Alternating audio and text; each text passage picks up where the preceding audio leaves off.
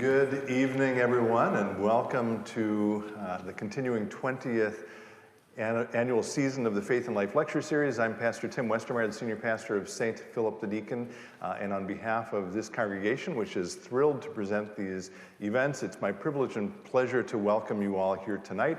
And I want to say that both to those of you who are here in the house, as well as those of you joining us online.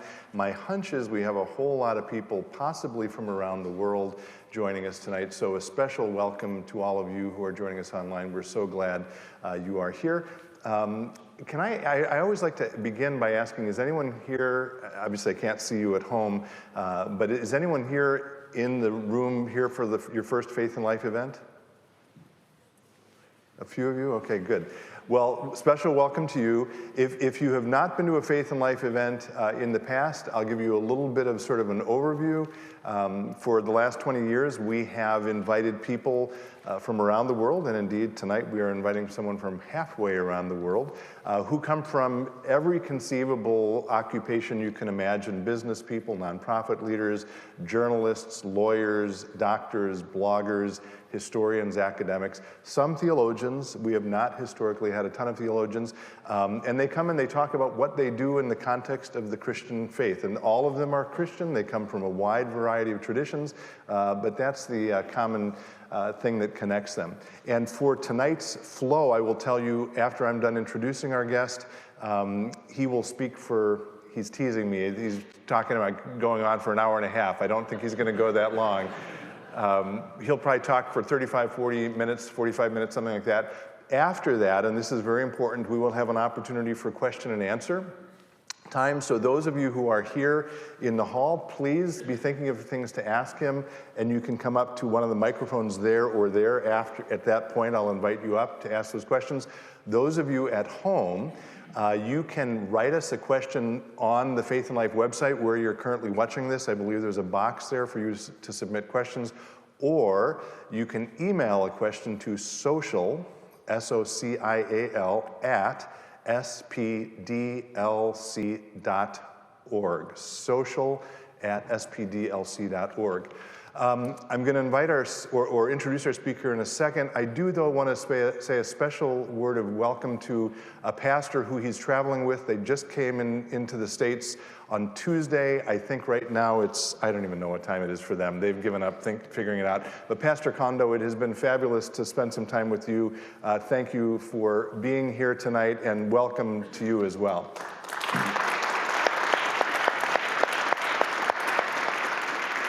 So I mentioned that we have invited all kinds of different speakers over the 20 years of this series, and tonight is no exception. I think he may be our first missionary. He grew up in California. He may talk about some of this, I'm not sure. He originally thought he wanted to go into IT work. God had other plans, and through a number of events, he ended up finding himself doing mission work in a rural area of northern Japan, where he has been for the last 10 years. He's married to a Japanese woman. They have 4 children there. He preaches every week in Japanese, which I find astonishing. All of that by itself would be worth listening to. But in addition to that, quite, I think by accident or providentially, he's ended up over the last 5 or 6 years creating what has become one of the biggest YouTube channels about affordable wristwatches. So at this point in my introduction, I would typically say I ask my speakers for something kind of unusual or quirky that I can say about them. But I think a missionary who has a YouTube channel focusing on watches is quirky enough. So will you join me in welcoming Dave Robison?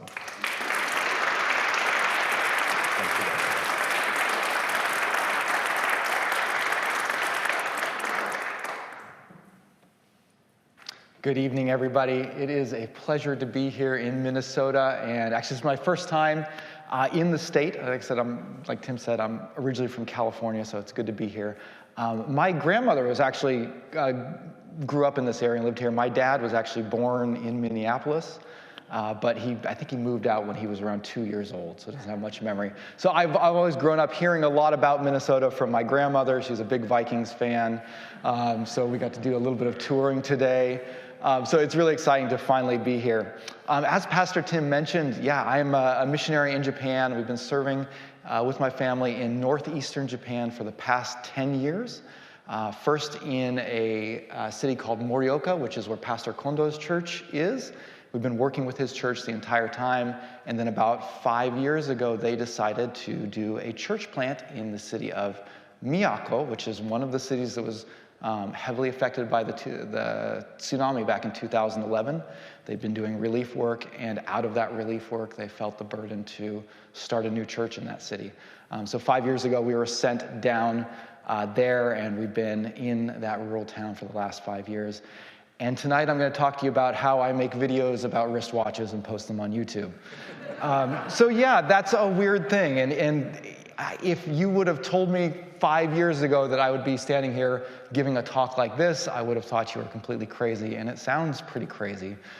But there's been so many interesting and weird ways that God has used that, you know, in my mind, and often the way I feel, comparatively frivolous hobby to connect me with people, to enable me to speak to people, to live out and to share my faith with others in just so many interesting ways. And I've seen, I think, a lot of connections in how I kind of perceive YouTube and interacting with people on there that I've sort of gleaned from my life as a missionary in Japan and the lessons that I've learned on the mission field. And that's kind of some of the stuff that I'd like to share with you guys tonight and talk about sort of some of the overlap there and how talking about watches on YouTube can open up many doors for things that are a little bit deeper than these surface level things like mechanical movements and the types of dials that there are and the case materials that they're made out of. But before we go anywhere further, there's kind of two main points that I'd like to try and get across tonight, and I'm going to just mention those up front, and then hopefully you can kind of keep those in mind as we talk about these different things. And the first thing that I'd hope that we could get out of this is just the idea that God can be glorified in any and every aspect of our lives. I think sometimes we can sort of think like, God is glorified in our church service or in our ministry or in our worship on Sundays, but God can be glorified in our work, in our professions, and even in, again, comparatively frivolous and silly hobbies like collecting affordable wristwatches. The second thing I'd hope that we could get out of this and that I'd like to share with you tonight is just what an incredible opportunity we have as Christians to have an influence and an impact on the world through a platform like YouTube. And I want to put that second one kind of in the context of something that Jesus said. If we can get to, now my slides are hung up here. Hang on one second. This is my fault. My computer's freezing up. Let me restart this. Okay, let me back up one slide. Okay, we're good. So Jesus said in Matthew 5:14 through 16, he said, "You are the light of the world. A city set on a hill cannot be hidden, nor do people light a lamp and put it under a basket, but on a stand, and it gives light to all the house. In the same way, let your light shine before others so that they may see your good works and give glory to your Father who is in heaven." And in light of this passage, I think what I would like to do is take Jesus' metaphor, and we can think about YouTube as one of the biggest hills that the world has ever seen. If you want to shine a light where the most people can see it, YouTube is one of those places where we can be as Christians, where we can be present, where we can live out our lives, where we can show the things that Christ has done in our lives in order to shine Christ's light throughout the world. So that's the second thing I'd hope that we could get out of this. So let's start by talking about that a little bit and talking about what exactly YouTube is, because I think there are, maybe we don't realize just how big and how many opportunities there are there. I think we often look at YouTube maybe as comparable to like television or Amazon Prime or Netflix. It's this place where you go to watch videos, to watch content. And it's actually more than that. But talking about the size first, one interesting statistic, there are 2.6 billion people every month that use YouTube. That's almost 1/3 of the entire population of the world. So that's how big this platform is. Talking about just in the US, 81% of adults have used YouTube. So I would imagine probably at least 8 out of 10 people here are probably familiar with it, have used it for one thing or another. YouTube is also the second largest search engine and the second most popular social media platform. And this begins to tell you that YouTube is, again, more than just a video watching platform. People use it as a search engine. They use it to search for topics, for information, for guides on how to do things, so they're going there for that. But it's also a social media platform. It's a place where people can connect, where they can converse, where they can interact.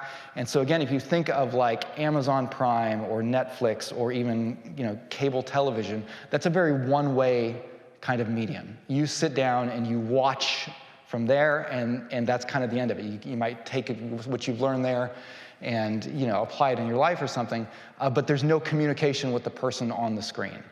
YouTube opens up the door for a lot more interaction to have, and it really is, in addition to being the largest video platform in the world, it is also a social media platform where people can interact with each other. So that interaction, it most often takes place in comments in videos. So whenever I post a video, there'll be a section underneath the video where people can go and they can leave comments, and they will ask me questions. They might ask questions of other people who have seen the video. So I'll post a review of a watch and people will ask me things about the watch that I didn't mention, or they'll correct me and say I said the wrong thing here or there.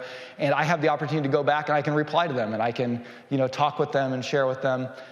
People within the comments talk to each other. So even if I'm not there conversing, these conversations are happening all around the videos that I post. Another thing that YouTube allows you to do is have live streams. So you can go and do a live video broadcast similar to what's going on right now. And when you do that, YouTube will alert everybody who's subscribed to your channel that a live broadcast is going on. If they click to watch on it, there'll be a chat room where they can go, and you can have a live conversation with people where you're on the video, or you and a panel of guests even can be on the video, and other people will be typing in questions live, and you can just talk back and forth, and it enables that interaction that way. And then the third and final way that it enables this is through community posts and polls. So very similar to Facebook, YouTube has a news feed that if you have a channel, you can post pictures, you can post questions, you can post polls, and people can interact with you that way. So it provides all of these different ways to kind of turn the traditional one-way medium of television and video watching into a two-way stream, and even more than that, because they're not just talking with you, they're also talking with other people who are watching the video, and the video kind of serves as this starting point where people with similar interests can gather together and talk about it.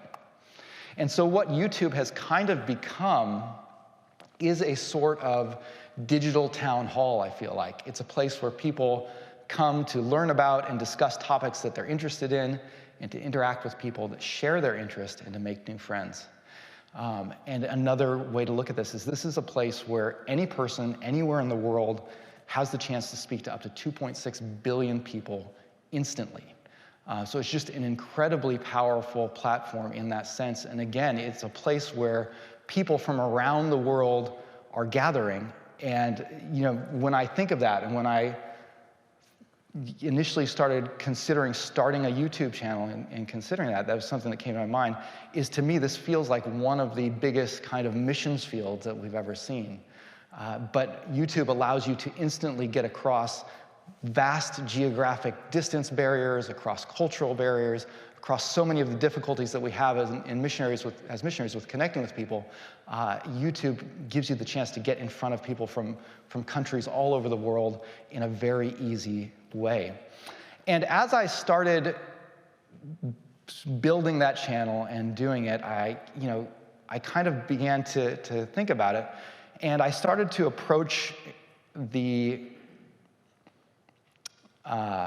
way that I talked about faith and the way that I tried to connect with people in light of what I was learning in Japan as a missionary. One of the things that I think maybe we can sometimes be nervous about is how people might react to us when we share our faith, or when we share kind of these personal things about us. And I think in Japan, we have a similar challenge. When we talk to people in Japan, Japan is a place that has very few Christians, and there's often a lot of maybe a little bit of suspicion and skepticism. People are just not sure what to expect. And so, we kind of have to look for ways to build relationships and to get to know people. And so our work in Japan, we're working in some of these very small rural communities, and we, in addition to church planting, we do things to try and get to know people and to try and build relationships. So let me share a little bit about our work in Japan and how that sort of bleeds over and connects to this watch channel that I run. So in Japan, we are working in a very small community. It was a community that was hit by the tsunami back in 2011. And it was a place that historically has been kind of very suspicious of Christians and even just outsiders in general. These are communities where most of the people have lived there for generations, and there's kind of two sorts of people. There's the people who were born there and who are always going to be there, and then the people who are just passing through.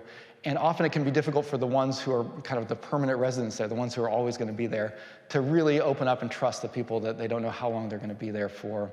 And so when we come in, we really look for ways to try and support the community there.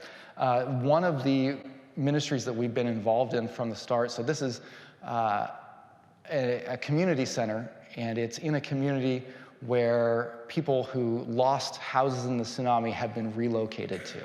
So one of the initial challenges that happened is you had people who lived in a certain community for many generations, for a long period of time.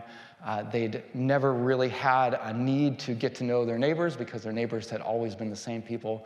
But suddenly you had that entire neighborhood just devastated and destroyed by the tsunami. It was, in many cases, a neighborhood that then would be deemed unsafe to live because of the proximity to the ocean. And so these residents had to move to a new location. And oftentimes that would be an apartment building that the government would build for survivors of the tsunami, or just new neighborhoods where they'd build a number of houses for people to move into. And so you'd have people coming from all different parts of the city now gathered together into this new community and sort of needing to build a new sense of community. And so one of the things that missionaries and volunteer workers would do is we'd go into these community centers and host events where people could get together, they could talk with their new neighbors.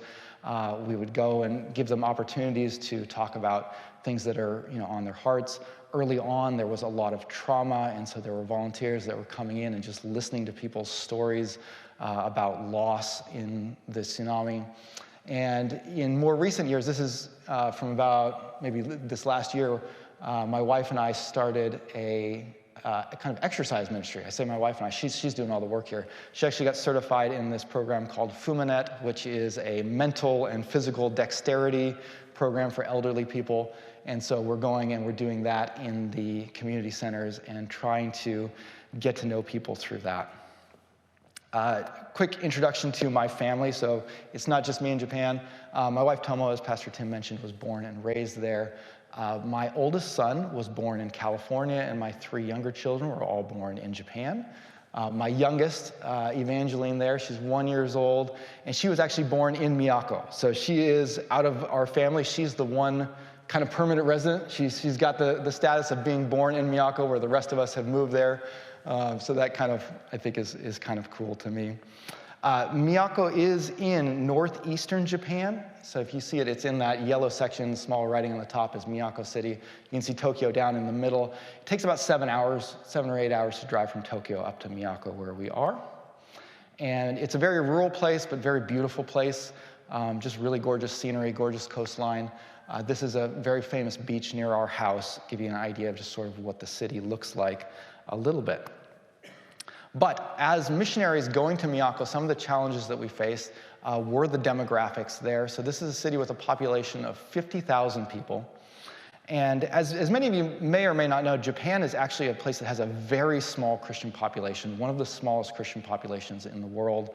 In fact, there's a website called the Joshua Project that kind of tries to track sort of the status of the Great Commission and how far we've got to go. And they list the Japanese as the second largest unreached people group in the entire world. So just tremendous needs there.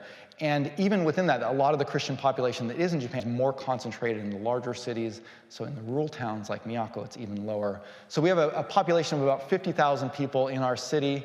And within that city of 50,000 people, there are 3 Protestant churches, including our little church plant. And if you combine the weekly attendance of all 3 churches, you'd have about 25 people there. So not 2,500, about 25 total out of a city of 50,000 that are connected and regularly attending a Christian church. So very low numbers of Christians. And again, because of that low number of Christians, particularly before the tsunami hit, there was a lot of suspicion towards Christians. People are kind of hesitant about religion in general, and with so few Christians in the town, they just didn't know anything about Christianity. They didn't know what to expect, and there would be a lot of resistance. And so you would have, if you came in, again, before the tsunami, and told people that you were Christians, it would kind of be like an immediate wall going up, where people's guards would be up on high, and it would be very, very difficult to get through. And in fact, when we first came to Japan, one of the things that I heard, a saying that I heard, is that in Japan, it's not as important what is being said, but who is saying it. It's not as important what is being said, but who is saying it. And what that means is that if you go up and talk to a person in Japan who doesn't know you, and they're just a stranger, if you gave the most concise and perfectly articulated, beautiful, emotional gospel presentation possible, if they don't know who you are, if they don't have a reason to trust you or a reason to listen to you, more than likely it's just going to bounce right off them. They don't know you, they don't know who you are. You're not a person that they trust or that they would listen to. They would be very polite, but it would be very unlikely for what you say to have much of an impact on their heart. They would kind of try and get very uncomfortable and get out of there as soon as they could. But on the other hand, if you are a person that they trust, if you've built a relationship with them, if there's someone that they know, then they're much more likely to listen to what you say when you get to issues of faith and issues of deeper meaning in life. And that's something that we really saw happen, I think, with this tsunami relief, where you had so many Christians coming into this area in the early days of the tsunami and then staying even now, almost 13 years later, there's still Christians ministering in these places, really demonstrating a commitment to these communities. And when they came initially, they didn't come to preach the gospel or to start churches. They came to clean out houses, to care for people who were injured, to bring food, and to just meet people's emotional needs and to be with them and to suffer with them. And it really established a good testimony and a good rapport with people there.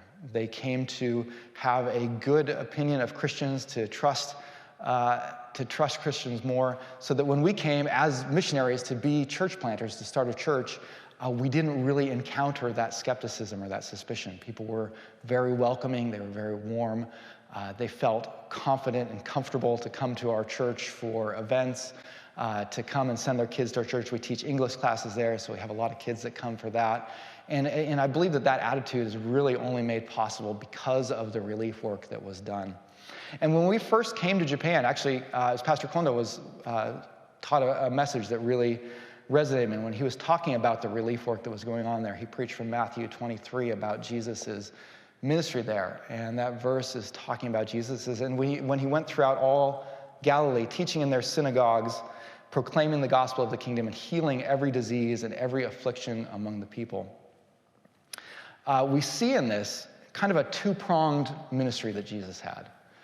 Jesus went about and he was teaching and he was healing people. He was proclaiming the gospel and he was relieving people's afflictions.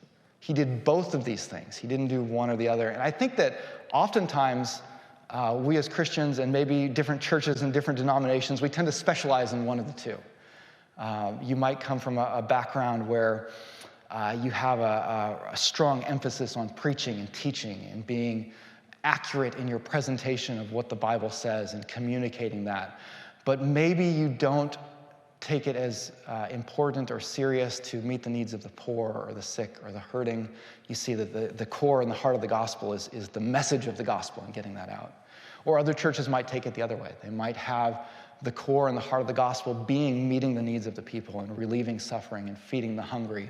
And maybe the verbal teaching and preaching and explaining of the gospel, maybe that's less important or can be kind of set aside. But what we see Jesus doing is we see Jesus doing both of those things. And we see, I think, kind of a feedback where one supports the other, where people come to hear and to listen to the message of the gospel in part because they've learned to trust and to accept someone because of the good works and the things that they're doing. And that's sort of the attitude that we try to have when we go into Japan and into these places. We don't want to lose half of what Jesus did. We want to follow the model that Jesus did and be about both proclaiming the gospel and holding that, valuing that and proclaiming it, but also being with people, relieving their afflictions and suffering, meeting their needs, and following that pattern of Jesus. And in doing that, it really opens doors. It gives people the chance to really take the gospel into their hearts and to see kind of the evidence and the truth of it. If we talk about how God can change your life, but if they don't see any difference in our lives, there's not much of a reason for them to believe that. A couple of quick pictures before we move back to YouTube. This is our church building, so this is right in the heart of Miyako City. And it's a very rural place. We've been renting it for about a year and a half. This is inside, so this is on Easter Sunday. This is the biggest crowd we've ever had. A lot of these kids are from our English classes. We do 3 English classes a week, and we told them there was going to be an Easter egg hunt on Easter Sunday. They'd never been involved in an Easter egg hunt before, so we got a pretty big turnout there. So that's sort of what we do in Japan. How does that in any way relate to YouTube and how that goes?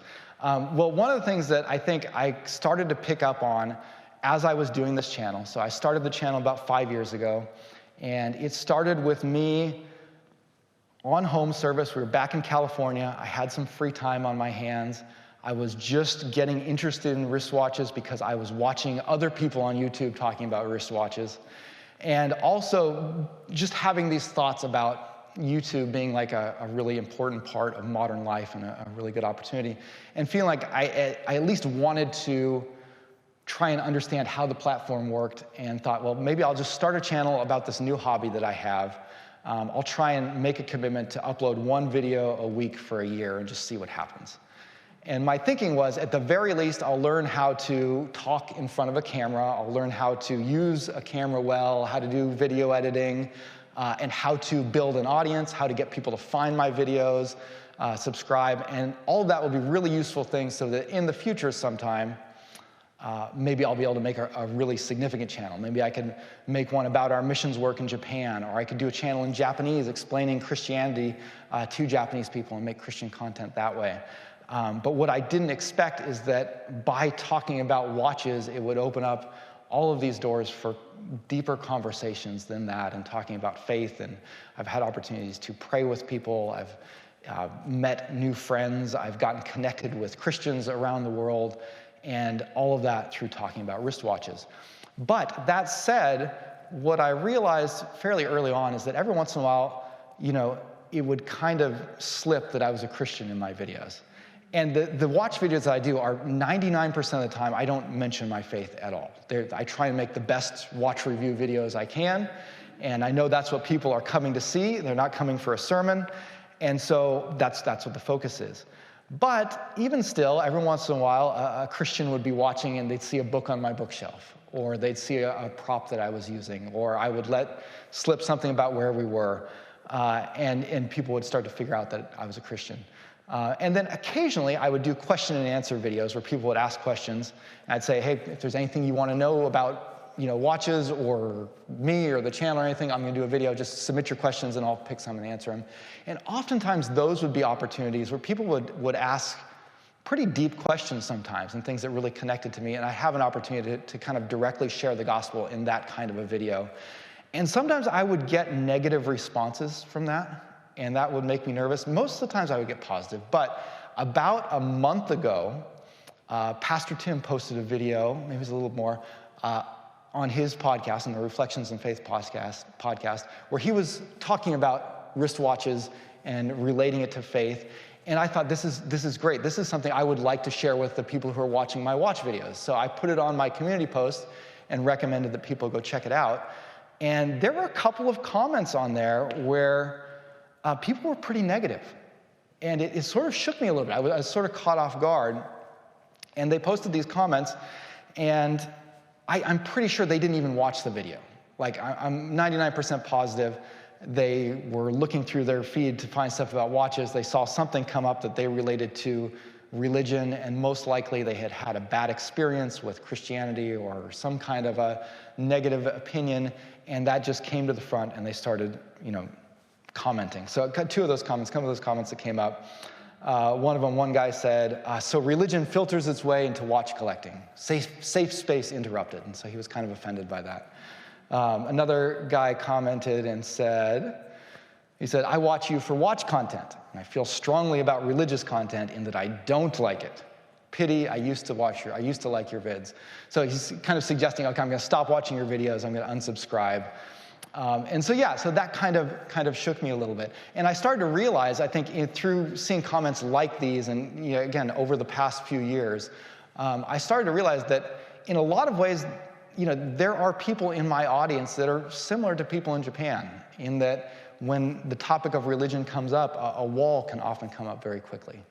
And if they don't have a chance to really get to know who I am, to see me, to see my faith, when I mention religion, if it comes out of the blue like that, it can be a kind of a turnoff. It can be a difficult thing.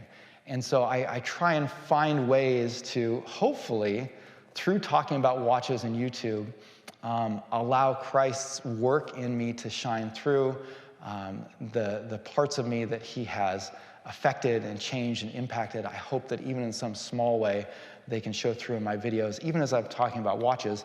And what I was surprised to find out the more I did this channel is that there are some surprising ways that watches opens up those kinds of opportunities and things to talk about. So 2 things about watches, and I'm going to start getting a little bit nerdy here for those of you who aren't into wristwatches.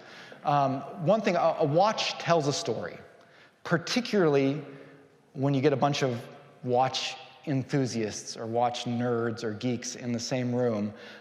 Their watches that they're wearing or that they like or that they choose often will tell a story. There are just an endless variety of wristwatches out there, and when people start to get into it, they start to match up things with their personality, with their interests, and they pour that into the types of watches that they're interested in. If someone is interested in World War II history, you can get watches that are very similar to the ones that were used by soldiers in World War II. If you're interested in aviation, there are pilots' watches that pilots have historically used for traveling around the world. If you're interested in space travel, you can get the watch that astronauts wore on the moon. If you're interested in movies, there's a lot of famous watches from movies. You can get the watch that James Bond wore and try and go for something like that. And so when you get a bunch of watch nerds in the same room talking about watches, you find out that the conversation often very quickly goes far beyond watches and into all of these other interests and hobbies. So let me give you an example of that by talking about the watch that I'm wearing right now. You guys can't see it from here, but so let me give you a little bit of a close-up. These are some videos from the review I did of this watch. I reviewed it already, so you can get a little glimpse of what my channel looks like through that. But this watch is a watch by Seiko, which is the first thing that I find interesting about it. Seiko is obviously a Japanese watch brand, and since moving to Japan, I've really come to appreciate them as a brand and the products that they produce, and I'm really interested in their history as well. Seiko is a brand that was started in the late 1800s, and for many years, they were really kind of in the shadow of the Swiss watch industry. So Swiss and Japan are the 2 major centers for wristwatches today, but for a long time, Japan was really struggling to establish itself and to kind of prove itself as a major player, and Seiko was kind of in the center of that. They made a big push to compete with the Swiss watch industry. And interestingly enough, in the 1960s, they came out with a watch called the Seiko Astron. And this was the first commercially available quartz watch. So nowadays, most watches are battery powered, and they have a little tiny quartz crystal inside of them that regulates the time, and it's extremely accurate and very cheap to produce. When Seiko came out with that watch and began to produce these incredibly accurate, affordable watches, it almost single-handedly destroyed the Swiss watch industry entirely. Because all of those watches in Switzerland, they were primarily mechanical and sort of the older technology. And when Seiko was able to mass produce these, it was really this kind of David and Goliath story where, yeah, it's called the quartz crisis. Like it really shook up the entire industry when they came out with that. And ever since, they've continually innovated and come out with new things. So it's just a really interesting story there. But this watch that I'm wearing is not a quartz watch. This is an old-style mechanical watch. So this has an automatic movement inside. And I think particularly for people in the modern era, this is like a very cool thing. I grew up in as a kid in the 80s and 90s, and digital watches were all the rage back then. Still are today. Now we're moving on to smart watches and getting even more advanced. But now I think we're sort of swinging back around where people are getting a little fed up with all the information overload and the digital technology, and to see something sort of nostalgic like that, and really a piece of history and like engineering history, to think that you can have this tiny mechanical movement in there with these gears and springs, all precision manufactured, and that just by winding a spring, the thing can keep time without any microchips or batteries or anything like that. I think for so many people now, it's just such a cool thing, and that's something that really appeals to me. But the thing that makes this watch special, particular to me, is the dial of it. I don't know if any of you guys noticed. It looks fairly simple and fairly plain here.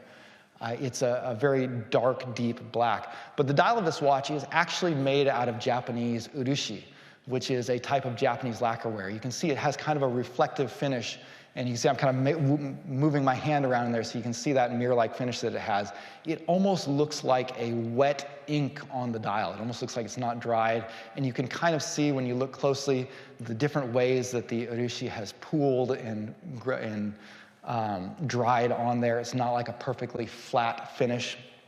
And in order to produce an urushi watch dial, you actually have to have a master craftsman who is proficient in this very ancient Japanese art form. This is actually how they make it. So each dial has to be handmade with the urushi applied by hand using this kind of old technology. Urushi is actually made out of a sap from a tree that grows in Japan. It's a very ancient art form. And the prefecture that I live in, Iwate Prefecture, is actually known for its production of urushi works. So there's a museum in my town dedicated to urushi artworks. Oftentimes, it's most commonly used to make bowls. They'll take a wooden bowl and they'll coat it in this lacquer and make a very beautiful bowl. But they can make trays and all kinds of things. In the museum, they actually have an entire piano that's been coated in it. And so for me, it's just something that I got interested in after moving to this new city in Miyako and going to the museum there. And when I saw that Seiko made a watch that had a dial like that, I thought that was just such a unique and cool thing. And so there's a lot of things about this watch that are personal to me. And when I travel, when I come to a place like this, far from what has become my new home, it's just so great to be able to kind of take a little piece of that with me. And when I get together with other watch nerds,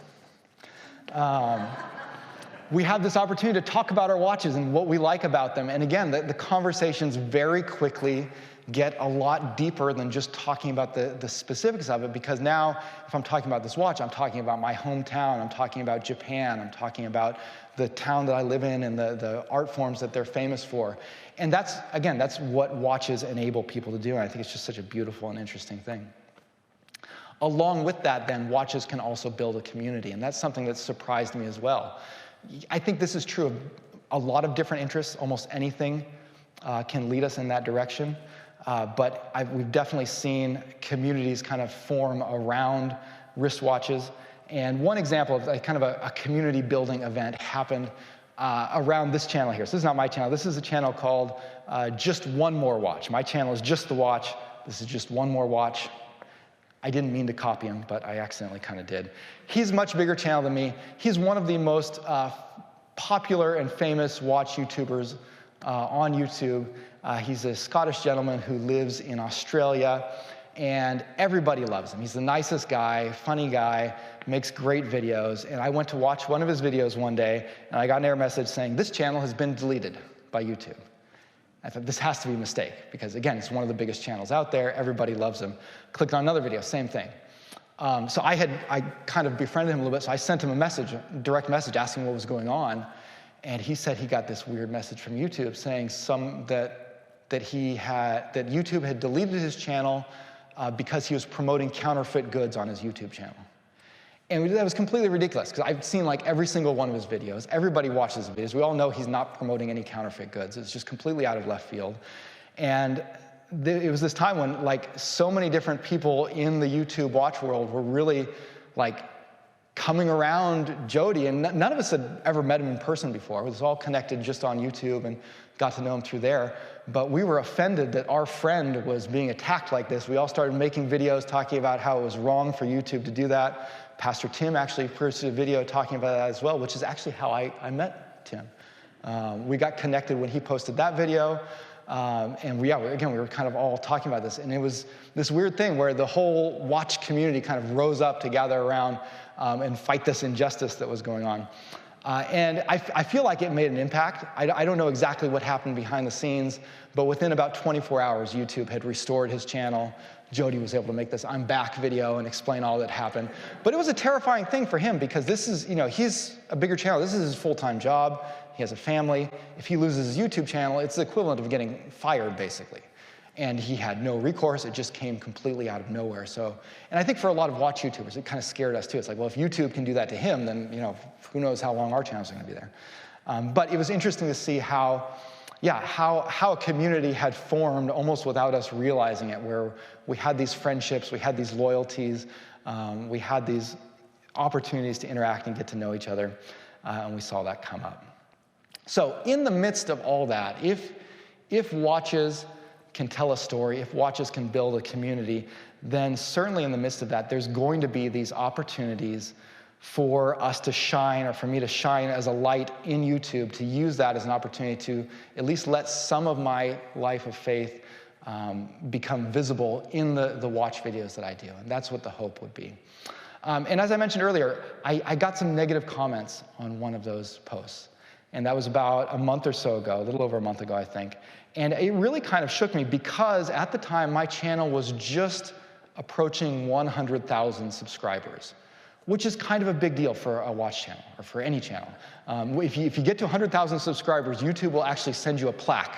So I was like, really wanted that plaque. I really wanted the plaque from YouTube. And I was just excited that was happening.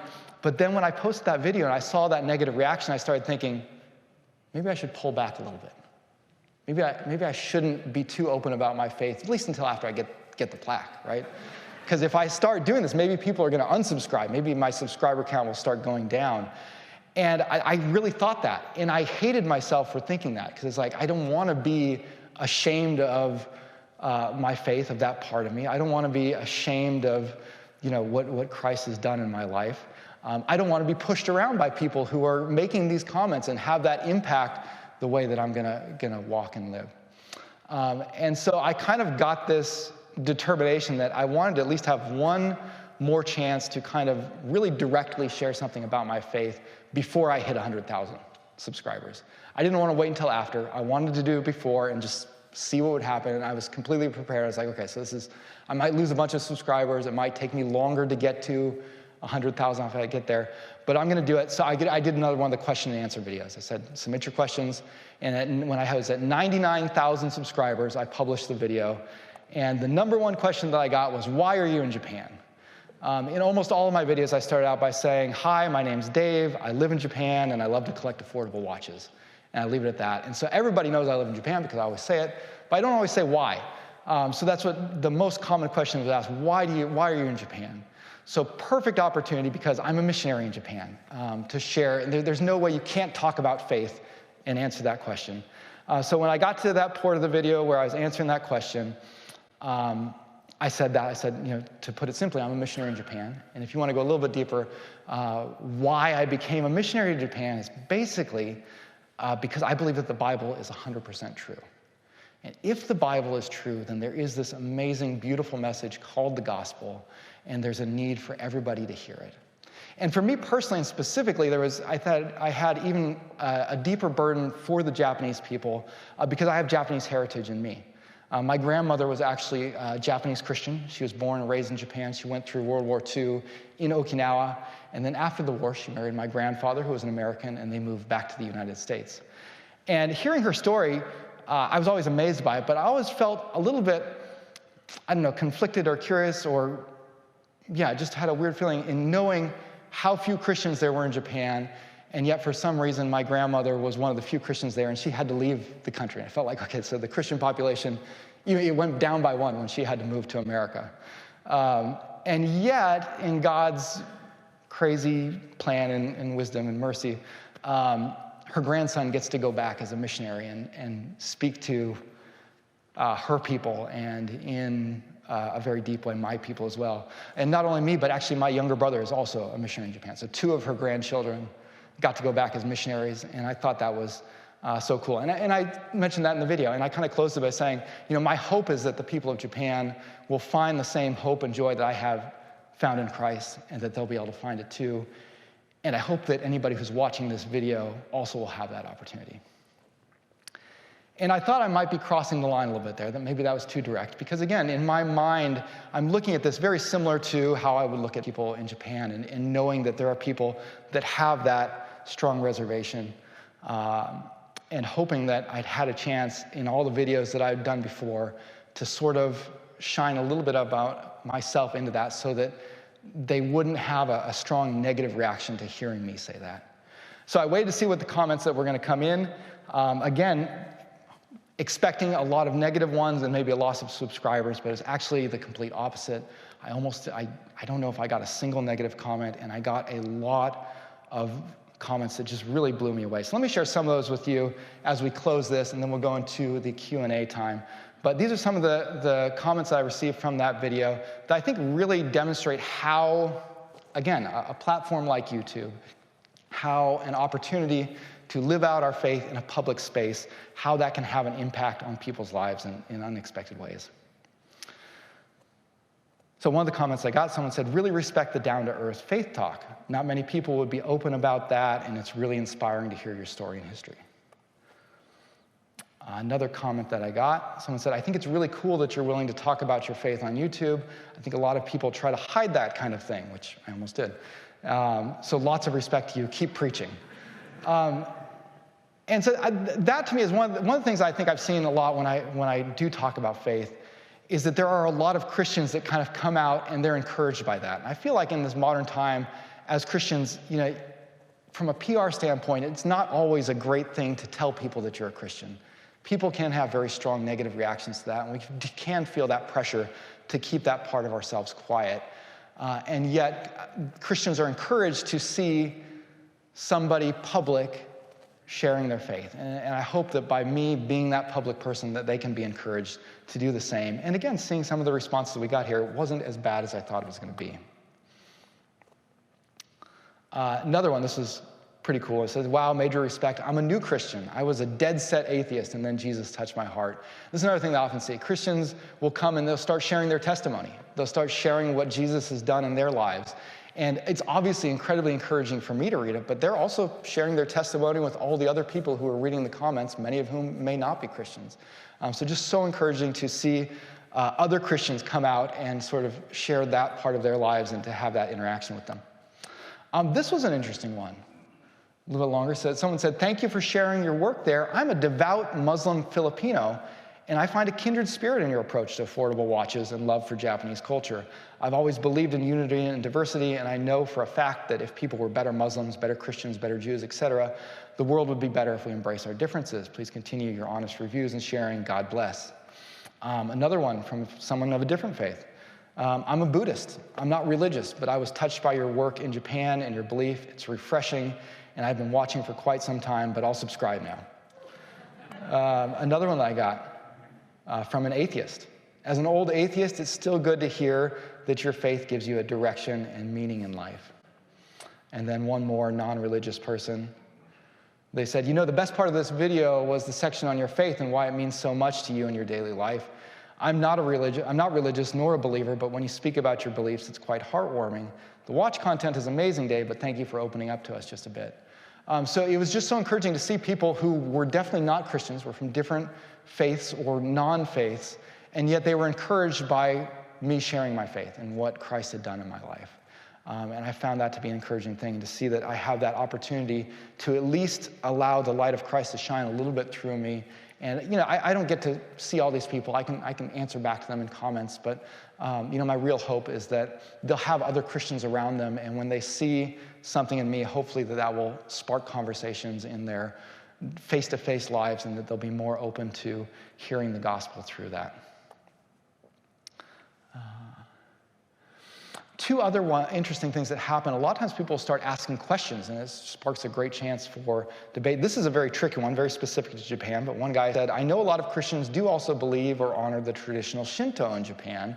How are your thoughts about that, if I may ask? Now, this is a very tricky subject for Christians and for missionaries. He goes on to say, for me as a Christian who's studied a little bit of Japanese culture at university, I found it very interesting. Even though we believe in one God, which Christians do, the spirits or gods of nature always fascinated me, and most of all, that there's a way for people to be Christians still practicing Shinto without feeling bad about it. Again, this would be an entire long conversation to parse through all of that. As Christians, we clearly believe in one God, and that it's only appropriate to worship that one God. And that is a challenge within the Japanese religious belief systems, is that they have a belief in many gods. And that belief in many gods, it is connected to almost every single holiday and family traditional practice in Japan. So separating that in a way that doesn't destroy family relationships is very difficult, and that's something that we really have to walk carefully with in preserving what Christ teaches us, and yet still trying to find ways to show respect and honor to families. So yeah, so that's a difficult one to get, but just the fact that we can, again, go from talking about watches 1 second into these incredibly specific and detailed things about theology and faith in Japan. Another one from a Christian said, hey Dave, not sure if you'll respond, but as a fellow Christian, I think religion is really important. However, do you believe there's a link between faith and reason? Do you think it's important to marry the best of our science and philosophy and religion in an integrated fashion, all mutually supporting each other? Do you even get these kinds of questions where you are, and as in harder-headed, reason-based questions or doubt? And if so, what is the most common one, and what is your response? So again, it's talking about watches. I do a watch channel. 99% of the time, zero conversations about my faith, and yet still through it, God opens up these doors to have these really deep conversations, to make these connections with people all around the world, to connect with both Christians and non-Christians, and again, to be kind of that city on a hill, with, in this case, the hill being YouTube. Again, something that I never expected would happen, something that I particularly never expected to happen talking about watches.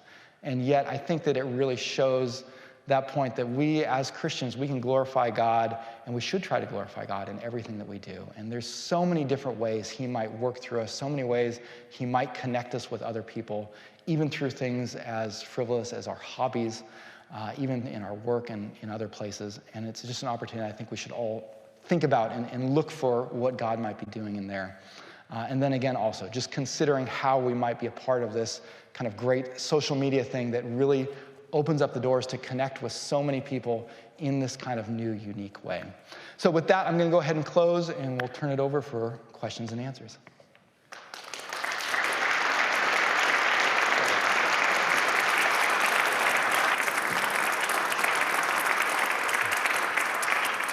Thank you, Dave.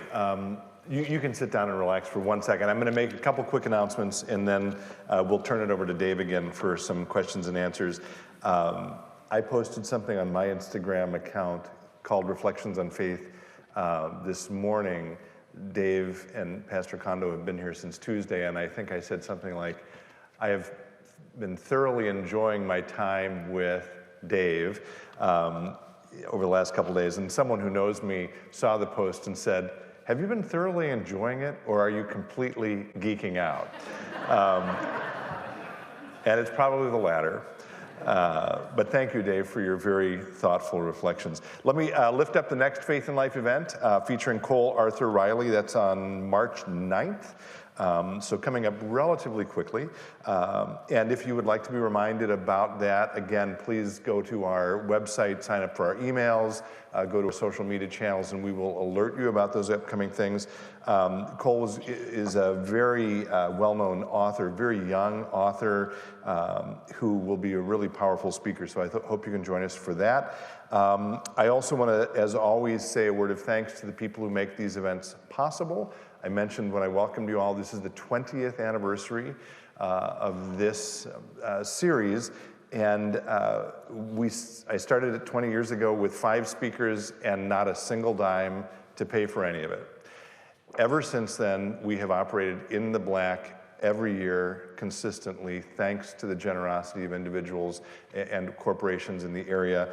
They're listed in your program here. I will mention at least our corporate sponsors: Crossroads Financial Group, Cressa, Ulrich Real Estate, Malley Design, Agio, Productivity Inc., Rapid Packaging, and Mastercraft Labels.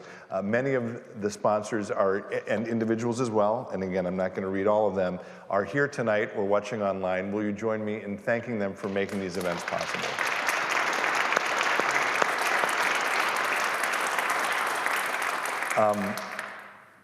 I want to thank Jeff Elstead too. Jeff is our usual guitarist. He came down with a cold, so he could not be here. But as you came in, you were hearing music from him electronically, and you will hear it as you leave. So Jeff, if you're watching, thanks for your ongoing support. You're here to hear Dave and not me, but I'm going to just tag one thing onto what he said. He mentioned that video that I did on my own YouTube channel, which does not have 100,000 subscribers yet. About Jody, and he was talking a little about, I'm going to use the word, how he was a little sheepish, or has been sheepish, about talking about Christianity on his Watch channel. So when I sat down for episode 124 and this was whatever, July of 21, to do something about Jody, I remember sitting down in front of the camera and saying to Tim, the editor and videographer and producer, we're going to do something a little different today, and I'm going to talk about watches, because of this event that happened to Jody. And I'm not making this up. I was worried about that and felt awkward about it, and I was concerned that in an opposite way, I was disclosing something that didn't belong on a faith-based channel. And the mini sermon here is that out of that, I'm going to call it risk that I took, beautiful relationships have resulted. I've been following along a little chat from people who love watches around the world who are watching this tonight. They're posting pictures of the watches they're wearing. I was just chatting with someone from Canada, someone from Australia. It's a big deal, and I wouldn't have connected to any of those people, and I wouldn't have connected with Dave if I had not taken that risk. So I'm going to just put an exclamation mark on a willingness to step out in faith, whether it's by talking about watches or talking about faith. And by the way, if you want to hear an extended interview that Dave and I just did, we taped it yesterday, I think. It'll probably air next week on the Reflections of Faith channel. You can find that at Reflections on Faith. So on YouTube. I think that was all I wanted to say. So I hope some of you have questions. I do have some from people online, but if anyone here has a question, please come forward to one of the mics, and I'm going to have Dave come back up and answer them now. And if no one here wants to kick it off, then I will with some of the questions I've gotten.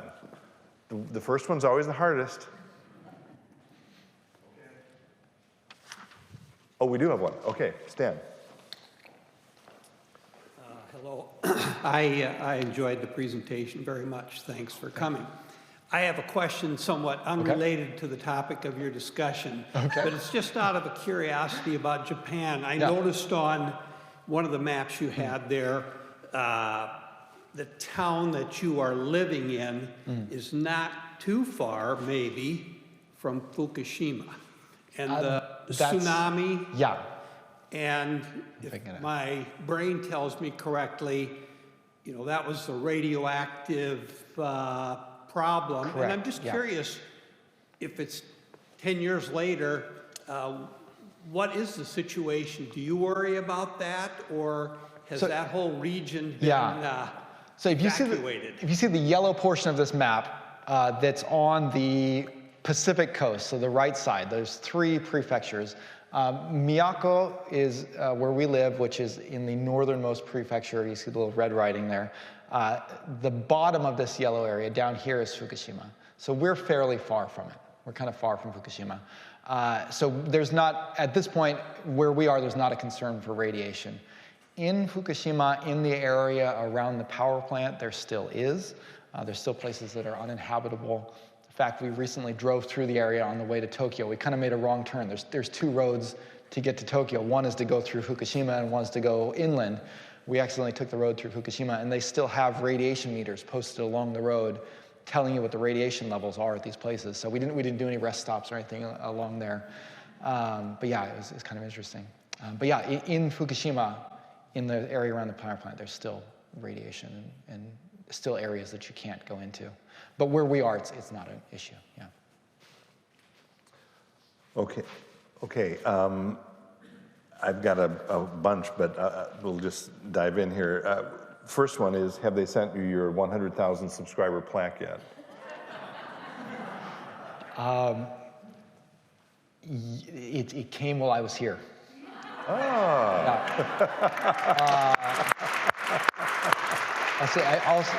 I'm going to try and pull it up so I can show you guys, but you go ahead and ask any other questions. Okay. But yeah, so they do send you that silver play button.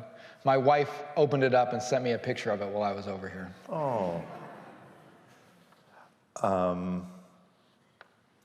Okay, I'm going to read 3 from someone who I believe is watching from Canada. You can take all or none of them if you want. I think you know who this is as well. Where's the camera I can look at? Oh, it's going to be the one with the red light on in the back, yeah. They're right down there. So I'll just read all these. 1, should a pastor / priest / missionary buy and wear a luxury watch? 2, how does integrity play a role in transparency when it comes to remuneration for reviews? And 3, what makes Presbyterians God's preferred denomination? So no hard feelings. I'm a Baptist. I know this is a Lutheran church. I know the guy who asked this question is a good friend of mine. He's a Presbyterian. We go back and forth on this a lot. So in response to his first question about whether clergy should wear luxury watches, I think that's an issue of individual conscience. It's not something that I personally would do. I would feel very uncomfortable with that. I think it could be wrong and it could be okay depending on the other factors and your perspective and your reason for doing it in a lot of things. So I wouldn't make a blanket judgment call on that one. What was the next one? Remuneration. The thing about transparency about remuneration for reviews. That's a kind of a hot button topic among watch reviews and probably a lot of product reviews nowadays. If you guys watch product reviews of anything online, a lot of times the companies will give the product to the reviewer for free to do the review. I get a lot of watches that way. And the question then comes, well, if you were given the watch for free, is that going to bias your opinion of it? Are you going to be more likely to say nice things in hopes of getting more free watches? And I believe that that is a real danger, and that's something that, that can come up. And the only way you can really mitigate that is just by letting people know exactly what the terms were so that they can make their own judgment calls. So yeah, in my particular case, and in most of the credible channels that I'm aware of, they do that. When they get a watch, they tell whether it was sent in for free, and then people just have to make a judgment call based on that. And the question about Presbyterians, no. That's all I can say to that was no. Okay. All right, we have one, yeah, go ahead. Yeah, Dave, thanks for coming tonight. I was very curious about kind of your YouTube start and how you gained traction, and if there's like a specific moment when you gained followers and how that progressed over time. Yeah, so that's a good question. So I started the channel After 1 year, I had about 1,000 subscribers, which I think is fairly normal. I think almost anybody, if you post a video a week for 1 year, you'll probably get 1,000 subscribers. You'll probably get up to there. After 2 years, I think it was after 2 years, I hit 10,000 subscribers. So in that second year, there was a huge jump. 3 years, I probably hit 30 or 40,000, and then now 4 or 5 years, I just hit 100,000. But yeah, the initial first year was very slow. It felt like not much was happening. Videos would not get a lot of views. I eventually put out a video. I reviewed a inexpensive watch from Seiko that kind of had a resemblance to a Rolex.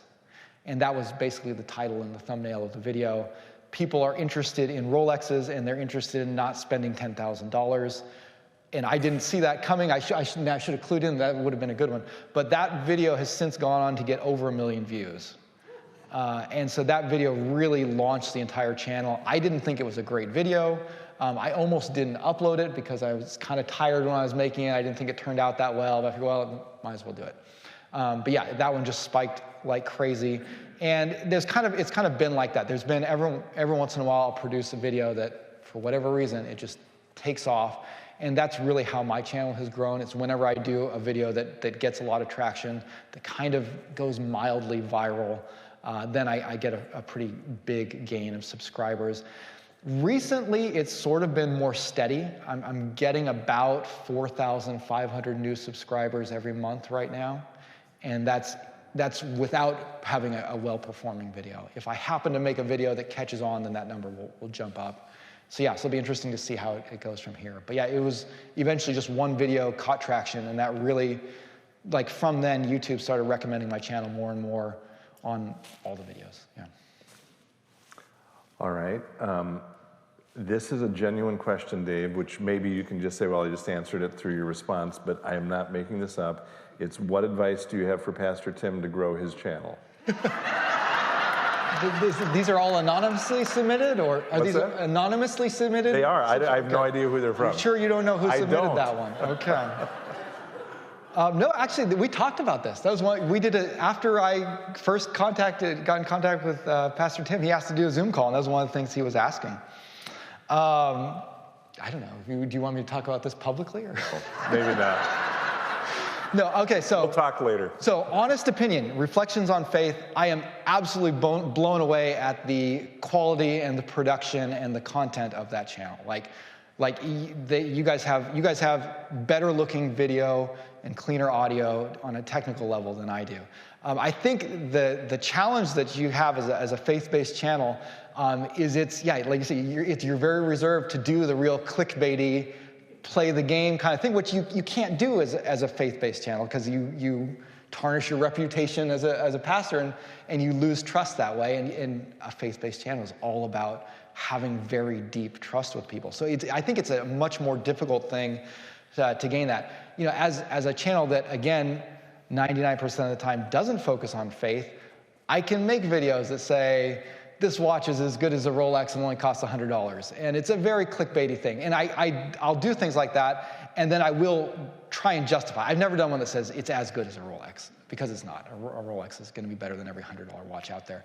But I think that there are similarities and stuff. So I can do these kind of clickbaity things. But I guess what I would recommend for Reflections on Faith, and this is a difficult thing I think for you guys, would be to keep every once in a while, not as a everyday thing, but consistently trying something new, something different from your normal format, and seeing if it gains traction. Because similar to how I got that one video that took off, if you guys can get that one video that catches a wider audience, then I think you can gain more traction that way. And that allows you to kind of clue in, and maybe you might wind up doing one of those sort of more, I don't know, viral or controversial or something that gets people in the door. Every once in a while you get a burst of new people coming in through that, and then you can still have your baseline of constant, great, deep spiritual content.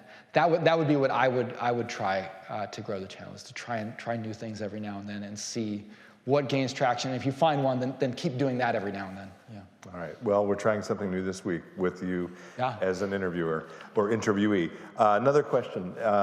I'd be curious to hear his thoughts on the state of the Japanese watchmakers. How far up market is Seiko looking to go?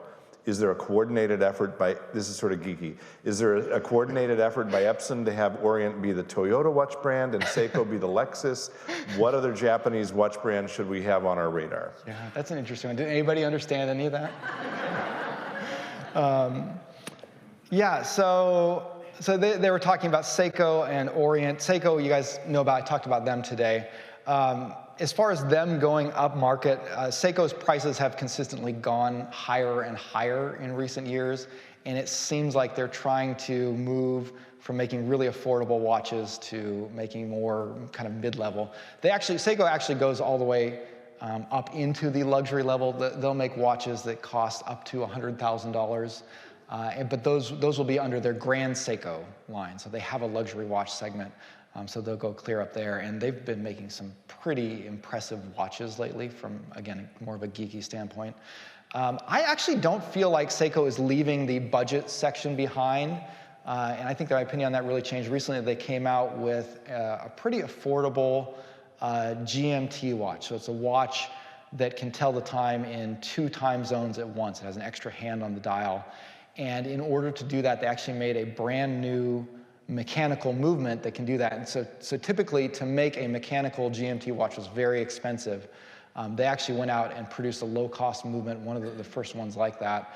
And I think that really kind of shows a commitment that they still do want to make affordable watches and be in that realm. As far as Orient, so Orient is very similar to Seiko in some ways. They're actually kind of connected by the same company. Epson and Seiko sort of had a merger of sorts. And so Epson actually owns the Orient Watch Company, which is another old Japanese watch company. They tend to make very affordable watches. And so some people think there's like a conspiracy going on in the background where, Seiko and Orient are kind of sister companies, and Seiko said, okay, we'll start making expensive watches. You fill in the gap that we leave behind. I don't know if that's exactly what's happening. I don't have any information that's going on in the background, but yeah, I don't know if I could answer his question and explain his question both in the time that we have. Fair enough. Yeah. Yeah. We have a person here, please. Hi. I've been a part of the Faith and Life series since it began and have been attracted to it because of understanding how faith can intersect with our everyday lives. I appreciate everything you've said tonight, but it seems to me that it's basically been a marketing program for watches. And I want to go back to how you started this program, saying that you're in a community of 50,000 with 3 Protestant churches, of which you have 25 people who are members. That's 7.5 people per church. You're not growing that community very fast. How are you having an effect in your own community with this program? You're talking about my community in Japan? Yes, where you live and who's paying your bills and your family that's growing there. Yeah. How are you growing that faith community through this? Yeah, so I don't see an overlap with the watch YouTube community, at least not a direct one, with our ministry in Japan. And so the Watch YouTube channel, it started as a hobby, and it still is. It's kind of like my day job is as a missionary, and then in the evenings and on my day off, I work on making watch videos to produce that. So I don't really look at it as the YouTube side of things supporting my work directly as a missionary. There have been some interesting, unexpected ways where that's happened. But as far as growing the community in Japan, that is through our work in church planting, in preaching and teaching English and building relationships, getting to know people and trying to share our faith that way. That's how we hope to grow the community. And it is going very slow. It's been slower than we expected, but not unusual for Japan in general. The overall statistics are that Japan has less than 1% Christian. That has been relatively static over the last 60, 70 years.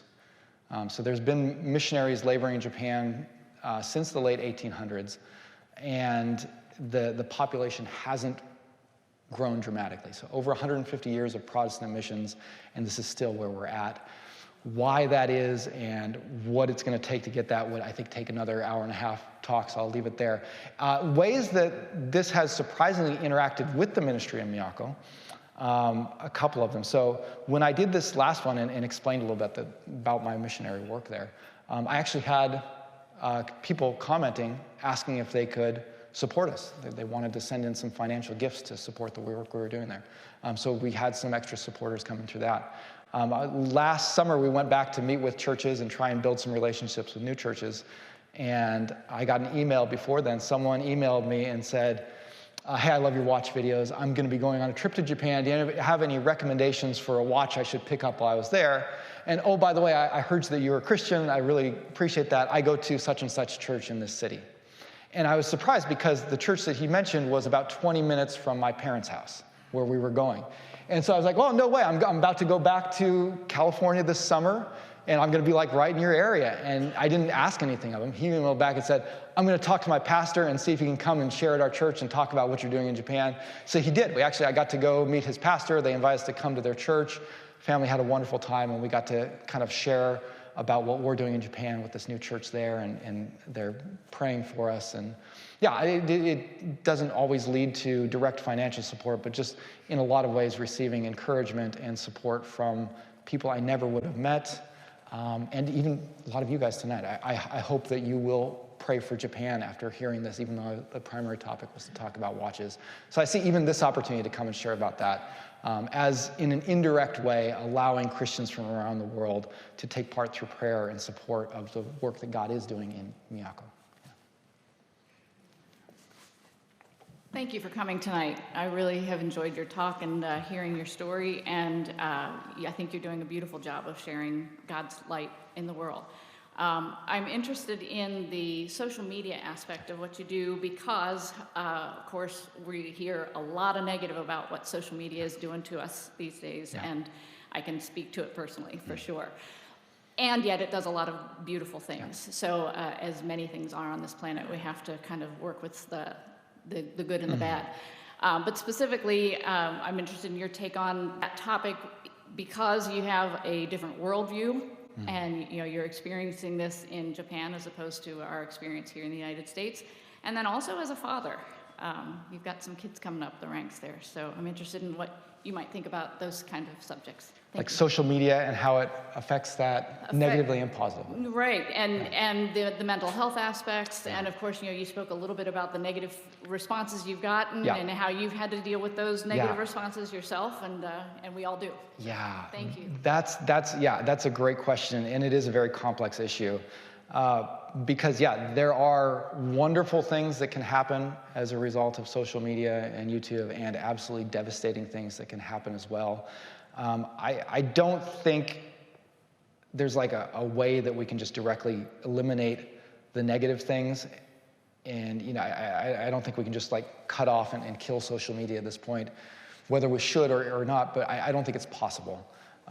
So as far as mitigating the negative aspects, I think it just has to be us really being in a community in which we can be accountable, parents being involved in their kids' lives and knowing what's going on. And I try and manage that as best I can as a father to mitigate the negative aspects, to put appropriate boundaries to safeguard kids as they're growing and then shifting them as they get older.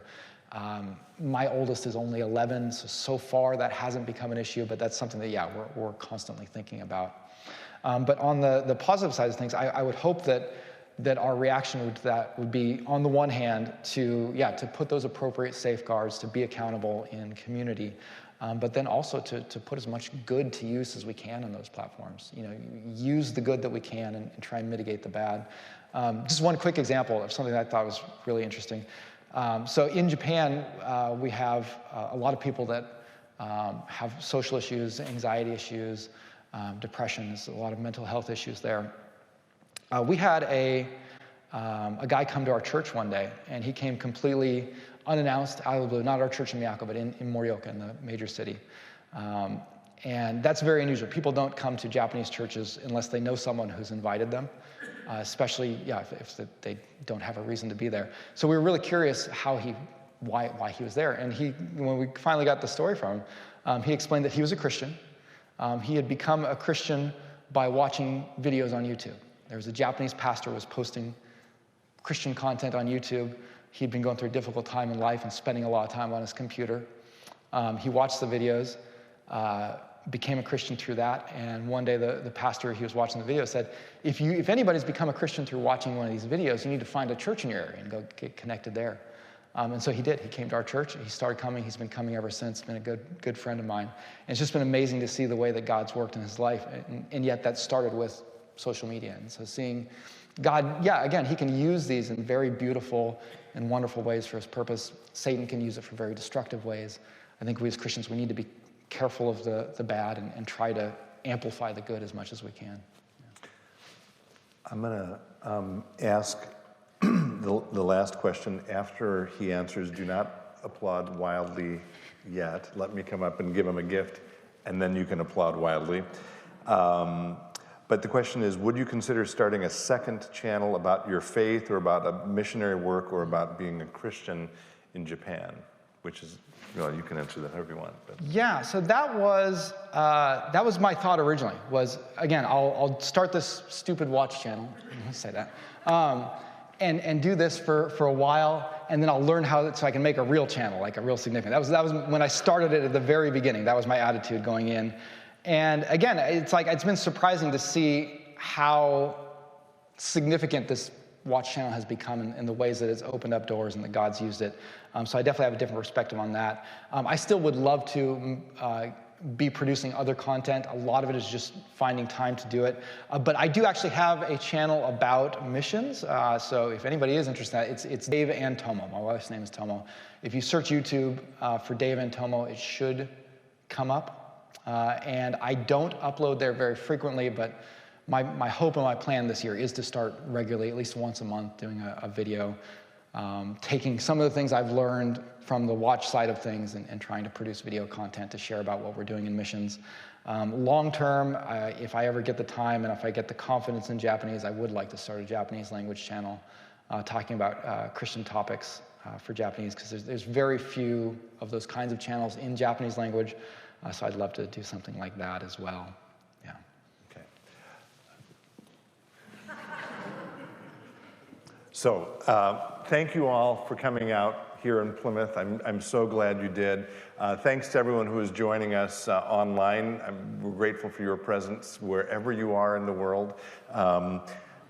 Pastor Kondo, we're so grateful to you for being with Dave. And Dave, I'm thrilled that we connected a couple of years ago, and I'm so grateful you took the time to fly halfway around the world to be with us and talk about the important work you're doing. So thank you very much. We have a little gift for you here. It says, with thanks to Dave Robison for bringing faith to life. And we thank you very, very much indeed. Thank you so much. Thank you. Yeah, thank you very much. Okay, let's go this way.